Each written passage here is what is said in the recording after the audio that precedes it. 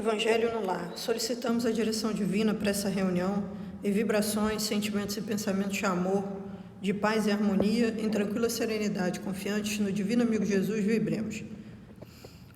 Pela paz na terra, pelos dirigentes de todos os países, pelo nosso Brasil, pelos nossos governantes, pelos doentes do corpo e da alma, pelos presidiários, pelas crianças, pelos velhinhos e pela juventude, pelos que se acham em provas dolorosas, pela expansão do Evangelho, pela confraternização entre as religiões, pelo nosso local companheiros de trabalho, pelos nossos vizinhos e seus familiares, pelo porteiro Alexandre e seus familiares, pelos nossos amigos e pelas pessoas que não nos querem bem,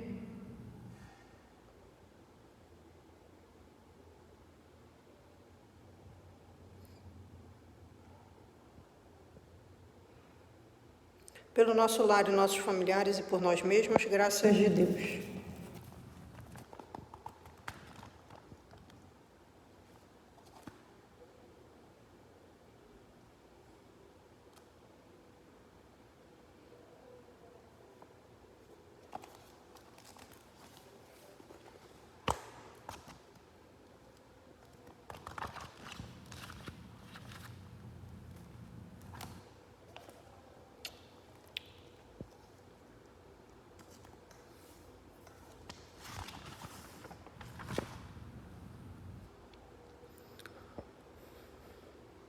Muitos os chamados e poucos escolhidos.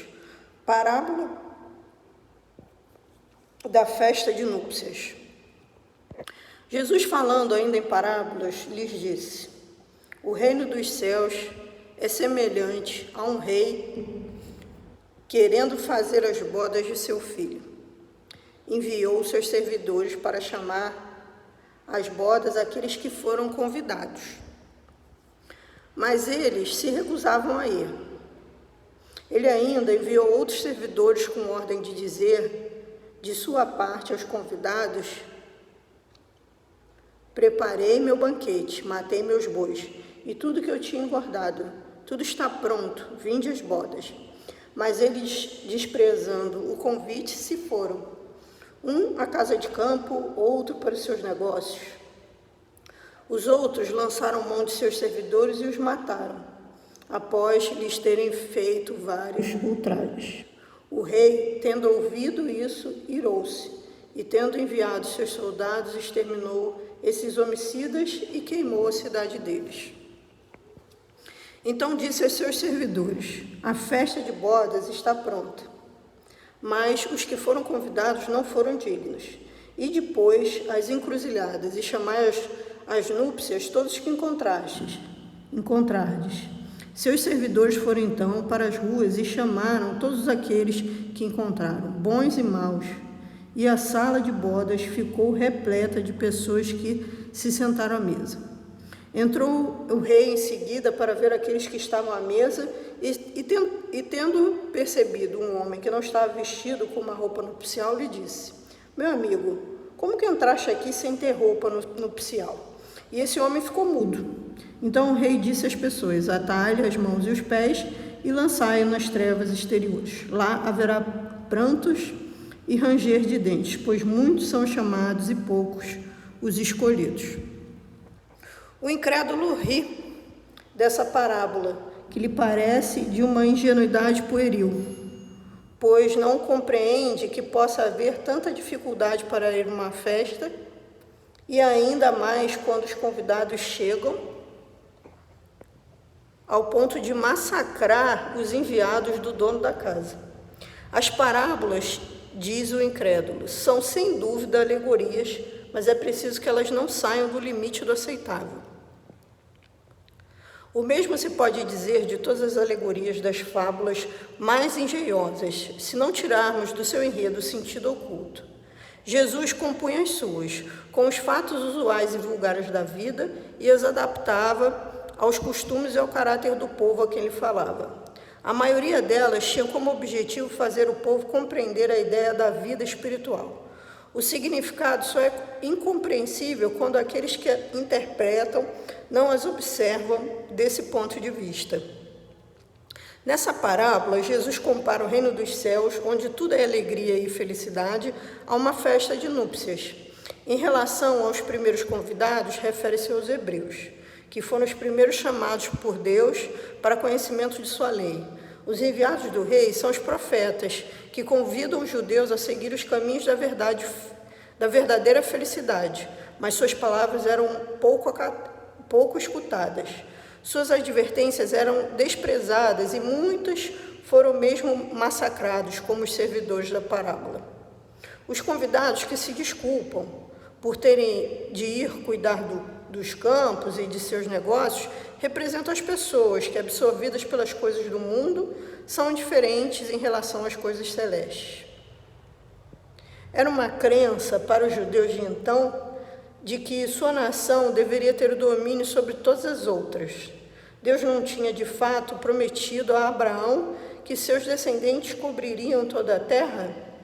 Mas, como sempre, desprezando a substância, tomaram o ensinamento divino pelo lado dos seus interesses e acreditavam realmente no domínio de sua nação no plano material sobre as outras. Antes da vinda de Cristo, com exceção dos hebreus, todos os povos eram idólatras e politeístas. Idólatra significa que adora os ídolos, né? E politeísta é aquele que crê em muitos deuses. Se alguns homens mais instruídos haviam atingido a ideia de unidade divina, essa ideia permaneceu no estado de opinião pessoal, pois em nenhuma parte foi aceita como verdade fundamental, a não ser por alguns iniciados que ocultavam seus conhecimentos sob o véu do mistério, impenetrável à compreensão do povo. Os hebreus foram os primeiros que praticaram publicamente o monoteísmo, que é a crença em um só Deus. Foi a eles que Deus transmitiu sua lei, inicialmente por Moisés, depois por Jesus. E foi desse pequeno foco que partiu a luz que deveria expandir-se pelo mundo inteiro, triunfar sobre o paganismo e dar a Abraão uma posteridade espiritual tão numerosa quanto as estrelas do firmamento. Mas os judeus, embora rejeitassem completamente a idolatria, haviam negligenciado a lei moral para se dedicar à prática mais fácil do culto externo. O mal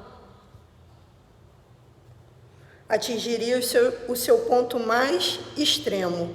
A nação, dominada pelos romanos, estava desfigurada pelas lutas políticas, dividida pelas seitas. A incredulidade figurava pelas lutas... Figurava pelas lutas políticas, dividido pelas seitas. A incredulidade havia penetrado até mesmo no templo. Foi então que apareceu Jesus, enviado para chamá-los à observância da lei e abrindo-lhes os novos horizontes da vida futura, sendo os primeiros a serem convidados para horizontes da vida futura, sendo os primeiros a serem convidados para o grande banquete da fé universal. Rejeitaram a palavra do celeste Messias e sacrificaram-no. Foi assim que perderam o fruto que deveria ter colhido de sua própria iniciativa. Seria injusto, entretanto, acusar todo o povo por esse estado de coisas. A responsabilidade coube principalmente aos fariseus e aos saduceus, que tinham arruinado a nação por orgulho e fanatismo de uns e pela incredulidade de outros. É a eles que Jesus compara os convidados que se recusaram a comparecer à festa das núpcias. Depois, convidados que se recusaram a comparecer à festa das núpcias. Depois acrescenta: o rei, vendo isso, convidou todos aqueles que se encontravam nas encruzilhadas, bons e maus. Queria dizer com isso que a palavra iria ser pregada a todos os outros povos, pagãos e idólatras, e que estes, aceitando-a, seriam admitidos na festa no lugar dos primeiros convidados. Mas não basta ser convidado, não basta dizer-se cristão. nem sentar-se à mesa para fazer parte da banquete celestial. É preciso, antes de mais nada, e como condição primeira, estar vestido com a roupa nupcial, ou seja, ter a pureza no coração e praticar a lei conforme o Espírito. Acontece que essa lei está totalmente contida nessas palavras: fora da caridade não há salvação. Mas entre todos os que ouvem a palavra divina, poucos são os que aguardam, colocando-a em prática, e poucos se tornam dignos de entrar no reino dos céus. Foi por isso que Jesus disse: muitos serão chamados e poucos escolhidos. Que assim seja. Graças a Deus.